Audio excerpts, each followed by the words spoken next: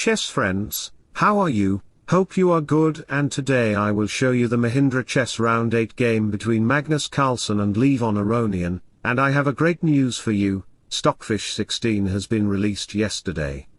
Life can only be understood backwards, but it must be lived forwards, so let's go. I started the game with b3, Magnus Carlsen started the game with b3, we have d5, Magnus wouldn't play a4 rook a3 to sacrifice the rook, because he is not Stockfish. Just imagine if somebody plays like this and sacrifices rook against his opponent in the chess tournament, and wins the game like Stockfish, how it would be. Everyone will be shocked. Levon might lose his voice by shouting out as the rook, bishop b2 knight here knight f3, bishop g4 to capture the knight so e3, e6 and Magnus played h3, bishop h5 to go there and he wants to use this diagonal, so d3 to build, 2-chain pawn structure to block the bishop diagonal, h6 and Magnus pushed his g-pawn aggressively. Sometimes Magnus loves to play double fumetto, which is called hippocampus defense. He is neither less than hippocampus 2. Magnus will not play castle because it is the serious attack in the king side. Bishop have to go back, then knight will go there to target the bishop and weaken the structure. The h-pawn is already pushed, so he can't support the bishop. Bishop g4 knight to e5 as Magnus Carlsen planned. He is trying to weakening the kingside structure, which is why we have bishop h7 knight d2 knight d7, takes bishop g2, Magnus wants to push the e-pawn. So we have c6 to form a queenside pawn chain to block the bishop line, queen e2 and e4 is a threat, queen c7 and Lemon wants to castle in queenside as you can see, e5 is an incoming threat so Magnus complete his pawn structure development with f4. This is a great pawn structure for the dark square bishop to access all these dark squares. He got angry with this and played f6, trying to block pairs of bishop strategic ideas. We have castle in opposite side, queen here to target the pawn.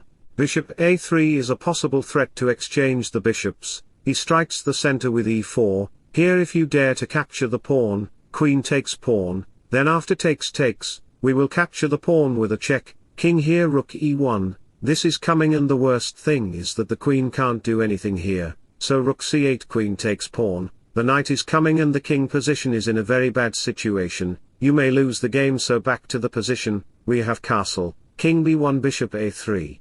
Here best move is to play rook e1 and giving black the bishop exchange offer, which is completely okay for the king, but Magnus takes the bishop. It's a bad move because now the queen gets the hole on b2 square. We have another center exchanges on d5, now the file gets open for the rook with an extra move which aids why we have rook e1. Here best move is to play knight c5, let me show you the variation, f5 knight a6, if you play a 2000 elo move knight f3 then d4. To seize these very important squares. Success isn't about how your life looks to others. It's about how it feels to you. So h4 then black will get the opportunity to play knight b4 to destroy you. Here if you play any normal kind of move, for example h5, it's not queen takes pawn, it's knight takes pawn with a threat of playing knight c3 to fork them. If queen b2 then knight c3 will come anyway, and it will be a checkmate. So, in this position, knight takes a2 is coming, so you have to play queen check, king b8 then queen c4, to protect that pawn from the queen and knight attacks. We will play bishop g4, queen c5 then check. King here bishop takes b3, sacrificing the bishop, and if you dare to take the bishop, then after queen a1 check, king here queen b2 check blocks and takes, it will be a checkmated, so back to the position. Here pawn takes bishop isn't possible and black is threatening to play b6 to kick out the queen. If the queen run away then it will be a checkmate on c2 square. There is no way to protect the king in the game, but in our actual game, in this position he didn't find knight c5. He played an accuracy move f5 and chess friends. If you want to think like me and destroy your opponents, then you can like and subscribe to my YouTube channel. So we have knight c3 takes, rook here f5. Dumb move and best was to play queen d2 to protect the king like this, knight f6, and here best move is to play knight e5. I can't show you the variation otherwise the video will be long, so Magnus played dumb move bishop h4, what a mad looking faking move.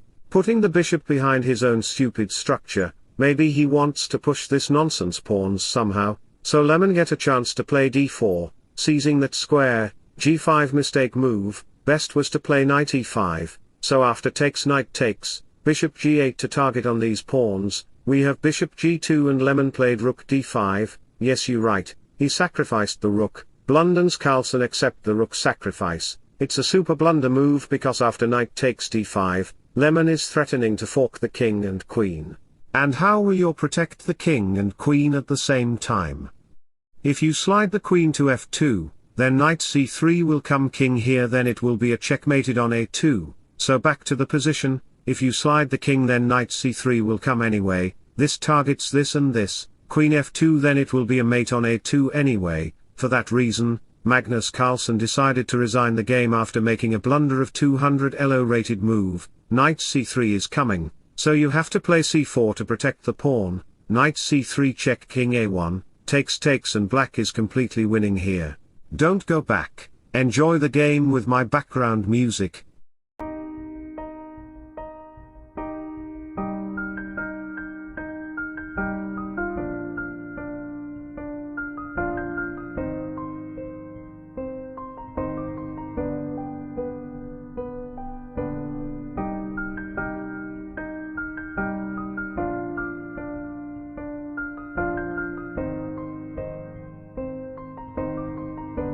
So wish you all the best, thanks for watching, subscribe for more, bye bye, take care, see you soon.